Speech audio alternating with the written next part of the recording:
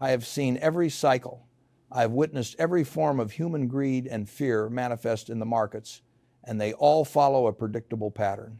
And right now, as we stand here in late 2025, the music is playing loudly, the dance floor is crowded, but the trapdoor is set directly beneath the feet of those chasing the highest yield. The silent killer is not some high-flying tech stock. It is the fundamental failure of risk assessment in the oldest part of the capital structure, corporate debt.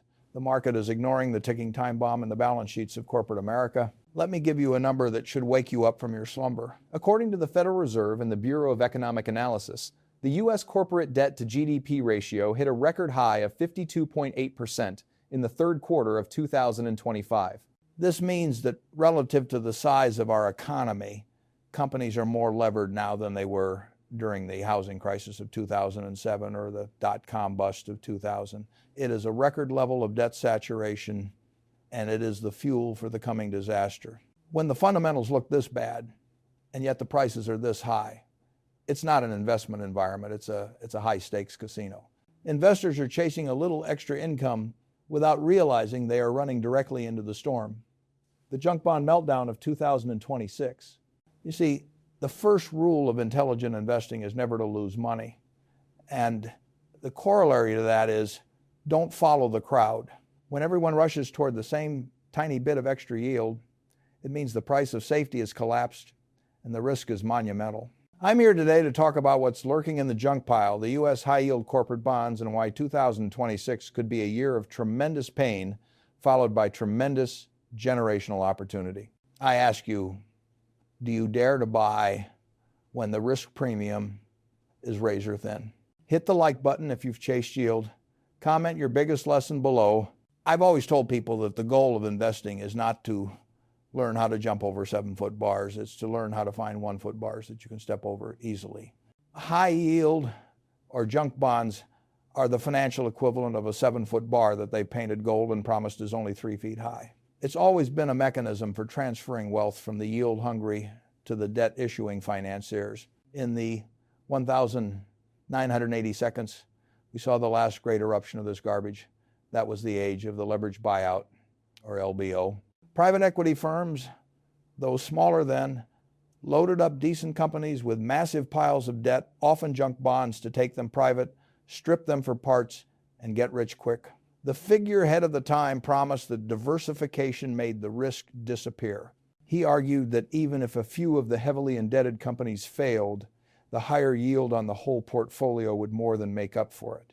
It was a beautiful, seductive theory. Then the economy hiccuped, and when the ability to refinance that debt disappeared, when the market turned its back and liquidity vanished, the bonds defaulted, and the whole house of cards collapsed. People lost billions because they were greedy for a tiny extra coupon payment from bonds they didn't understand. I remember discussing this exact dynamic with my partner, Charles Munger, many times. He'd say, Warren, show me the incentive and I'll show you the outcome. The incentive for the buyers was high yield. The incentive for the sellers was huge fees. Neither party was incentivized to care about the long-term solvency of the company. We never looked at a Moody's or S&P rating of junk and thought, that's smart. To us, it was a flashing red light. Our approach, rooted in Benjamin Graham's teaching, was always about figuring out the liquidation value, what the company was worth. In the absolute worst case fire sale, when you buy junk bonds, the liquidation value is almost zero. You are betting that nothing bad will happen, but as an investor, you must prepare for everything bad to happen. The market also broke badly in the mid-1,990 seconds. The Federal Reserve, concerned about rising prices, started rapidly hiking the Fed funds rate in 1994. The bond market had been asleep. When the Fed tightened, the value of all existing lower-paying bonds plummeted, especially the junk ones. The small extra yield wasn't nearly enough to offset the sudden and sharp drop in principal price. Investors who thought bonds were safe learned that you can suffer massive capital losses with zero upside protection. And, of course, 2007, the core was debt. Mortgages packaged into CDOs, and the underlying assets were garbage debt. But the complex packaging, backed by faulty ratings from agencies like Moody's, made them look safe. Everyone chased the higher yield these derivatives offered over plain treasury bonds. When the underlying mortgages defaulted, the whole structure turned to dust. In every single historical instance, the lesson is the same. Exchanging safety for a temporary fleeting profit is a fatal trade-off. You are trading certainty for hope. The fundamental rule that every successful investor must internalize is that value is greater than hype. The value of a bond is the high probability of getting your principal back. Anything less is speculation. My question for you is, do you recognize the danger of seeking high yield without high safety? Subscribe now to the channel and hit the bell notification for true risk signals. Let's put the history books down and look at the scoreboard today. Late in 2025, the facts confirm that we are looking at a corporate debt bubble. The junk bond meltdown of 2026, that is not hypothetical. It is baked into the numbers. I want to walk you through the 8 specific integrated data points that confirm the ice is cracking. First, the size of the problem. The U.S. corporate debt to GDP ratio is 52.8%, a record high. This unprecedented pile of corporate borrowing makes the entire system extraordinarily fragile to economic shock. Second, the projected damage. The high-yield bond default rate is forecast for 6.5% in 2026, according to analysis from Moody's and S&P Global Ratings. 6.5% of junk-rated companies are expected to fail next year. That's more than double the historical good times average. This number alone demands extreme caution. Third, the cost of borrowing is punitive. The Federal Reserve has the Fed funds rate at 5.75% in November 2025. This high rate forces companies to refinance the cheap debt they took out years ago at dramatically higher rates, instantly crushing their interest coverage ratios and pushing them toward the 6.5% default rate. Fourth, the baseline for safety is high. The U.S. 10-year Treasury yield is sitting at 4.35%. This sets the standard for risk-free return. The market must offer a massive premium above this to justify buying junk. But here is the most baffling, terrifying number. The spread between high yield and Treasury bonds is 350 basis points per ICE BOFA data. 350 basis points, or 3.5%. You are being compensated with only 350 basis points of extra yield to take on a default risk of 6.5%. It's an absurd, non-economic trade. The risk premium is razor thin. It does not cover the expected losses. This tight spread is the flashing red signal that the market is catastrophically mispricing risk. It's the ultimate example of the herd instinct that John Maynard Keynes warned about. Fifth, the stress is already visible. The percentage of distressed high-yield debt trading at severely impaired prices due to solvency fears is already 11.2% as of November 2025, according to Bloomberg. Over 1/10 of the junk market is already deeply wounded. This fire will spread. Sixth, the concentration is dangerous. Private equity firms are responsible for a massive share of this leverage, at 45% of the total U.S. corporate debt pile. Private equity uses debt aggressively, and when they fail quickly and spectacularly. This high concentration ensures that the coming crisis will hit key sectors all at once. Seventh, the lifeline is shrinking. The Consumer Confidence Index is 95.5 inches, November 2025, falling significantly from the beginning of the year. This drop in confidence signals slowing consumer spending. Highly leveraged companies cannot survive when their revenues fall and their debt servicing costs are simultaneously high due to the Federal Reserve's 5.75% rate. The eighth and final data point is the market mechanism itself. The giant high-yield ETFs like HYG and JNK give the false impression of liquidity. They hold illiquid risky bonds, but they trade like a stock. This mismatch will turn deadly. The picture is clear. You have record debt, rising rates, a tight spread, and declining consumer health. The lesson you must heed is preservation of capital is priority number one. You cannot make up a 50% loss with a 3% annual coupon. My question is, are you actively calculating the default risk in your bond portfolio? Please share this video with a friend invested in a high-yield fund. The biggest mistake an investor makes is believing that the current circumstances are unique. I tell you today, the setup for the corporate debt bubble, the junk bond meltdown of 2026, is not new. It is the same leverage cycle we have seen again and again. Let's look at 3 specific credit bubbles to understand the gravity of today's situation. The first is the 1,980 seconds LBO. Boom. The death blow was not bankruptcy itself, but the inability to refinance. When the market closed, LBO companies couldn't issue new bonds to pay off the old ones. They died from a lack of liquidity. Today, with the Fed funds rate at 5.75%, the refinancing market is hostile and the debt wall is massive due to the 52.8% GDP ratio. History is repeating itself. The second parallel is the 2007 CDO crisis. Complexity was the hiding place for risk. Today, the complexity is found in the opaque debt structures created by private equity firms that account for 45% of the debt. These multi-layered, often private debt instruments make it nearly impossible to determine the true recovery rate for bondholders. The lack of transparency today mirrors the lack of understanding. In 2007, the third parallel is the 2014 energy bond bust. The entire sector went into default when the price of oil collapsed, crushing revenue. Today, the collapsing consumer confidence index at 95.5 is the equivalent of the collapsing oil price, threatening the revenue of all consumer-facing, highly leveraged companies simultaneously. The bust will be systemic. This entire dynamic is a failure of mean reversion. The spread between high yield and treasury bonds is currently 350 basis points. In a rational market anticipating a 6.5% default rate, that spread should be much wider, closer to 600 basis points. The refusal of the market to demand proper compensation means that when the reversion inevitably comes, the spread will explode past 1,000 basis points. And those losses will be felt entirely in the principal value of the bond, not just the yield. The market is a hard teacher. It is pulling everything back to reality. The high rate set by the Federal Reserve is the gravity that weak companies cannot escape. Remember the core lesson of the past: don't follow the crowd. The crowd is rushing to accept 350 basis points of extra yield today when they should be waiting for 600 or 700 basis points of safety tomorrow. My question for you is, do you see the fatal parallel between today's tight spread and the past? Comment the EBT trap if you understand this leverage cycle.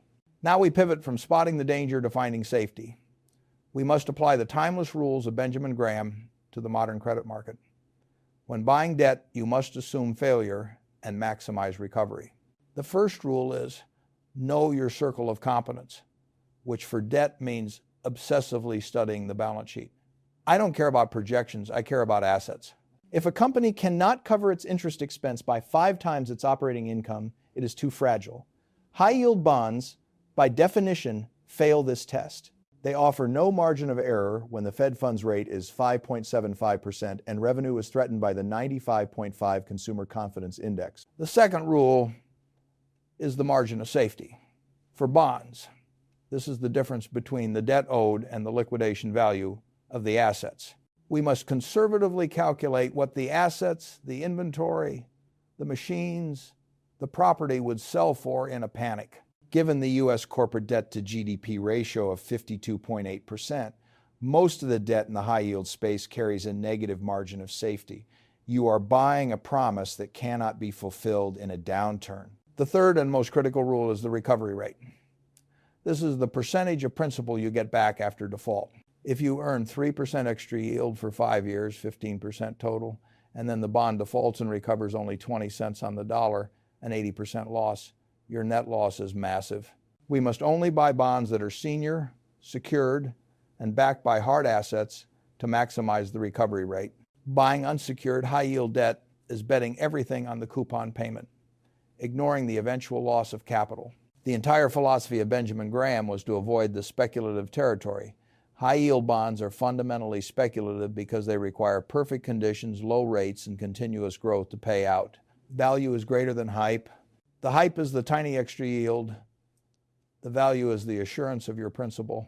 My question for you is, are you prioritizing capital recovery over coupon payments?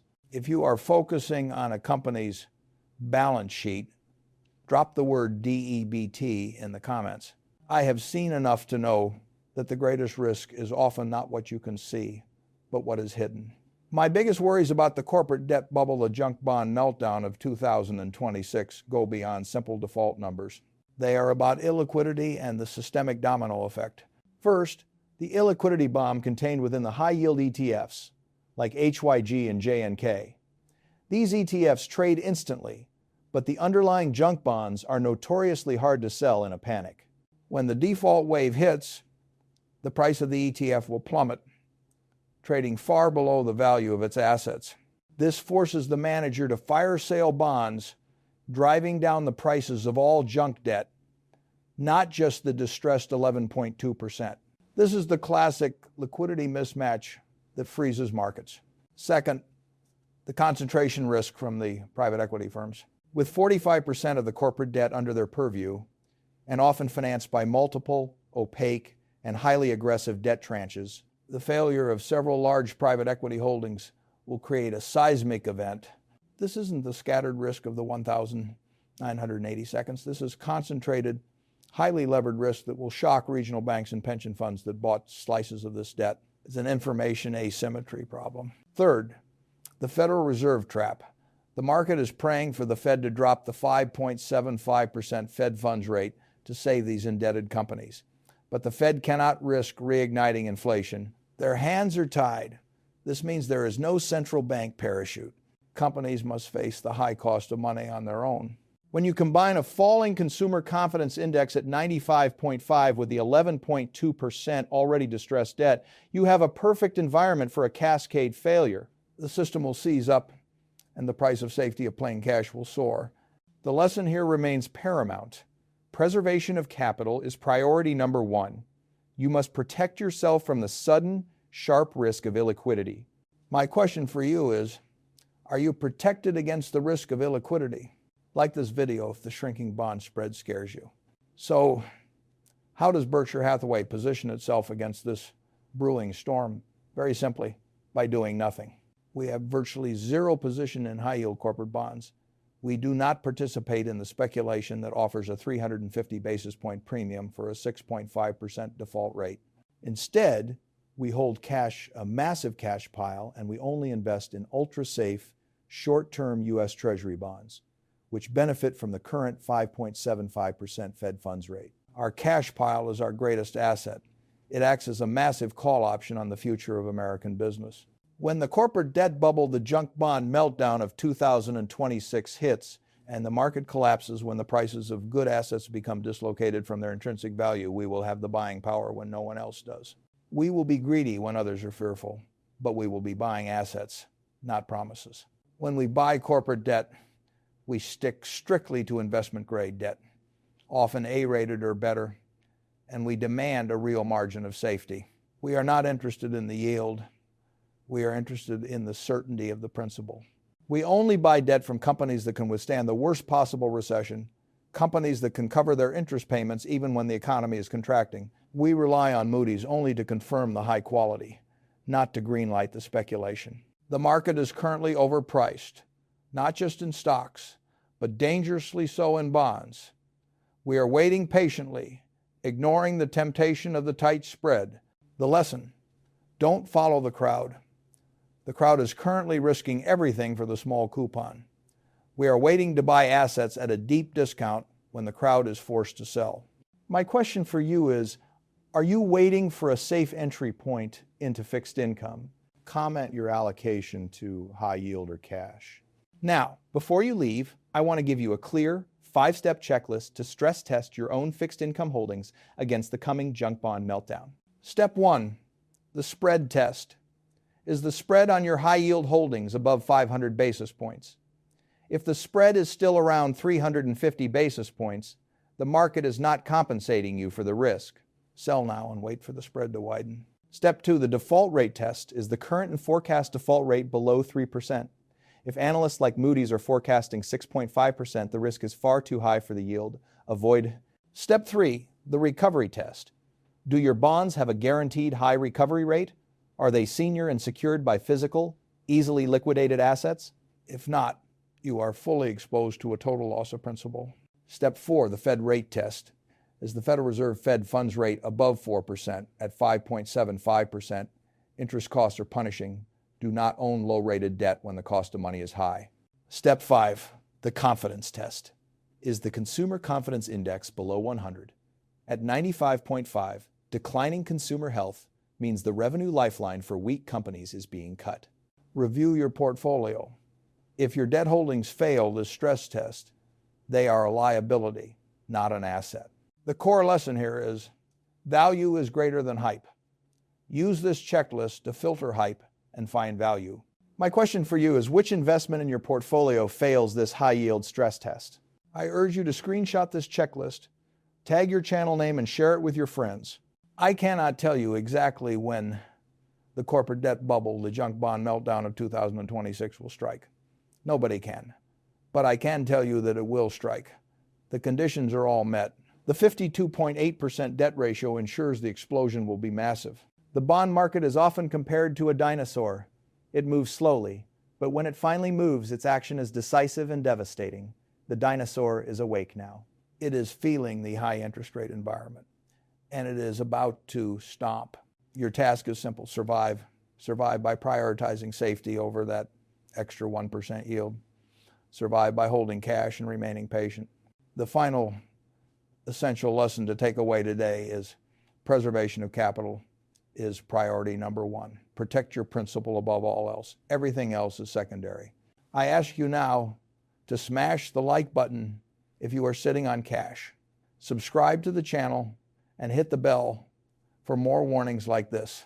Comment ready for 2026 if you are poised for the big buying opportunity. And please share this video to 3 friends you care about. If you want a free guide, you can get my margin of safety guide in the description below. Stay safe. God bless.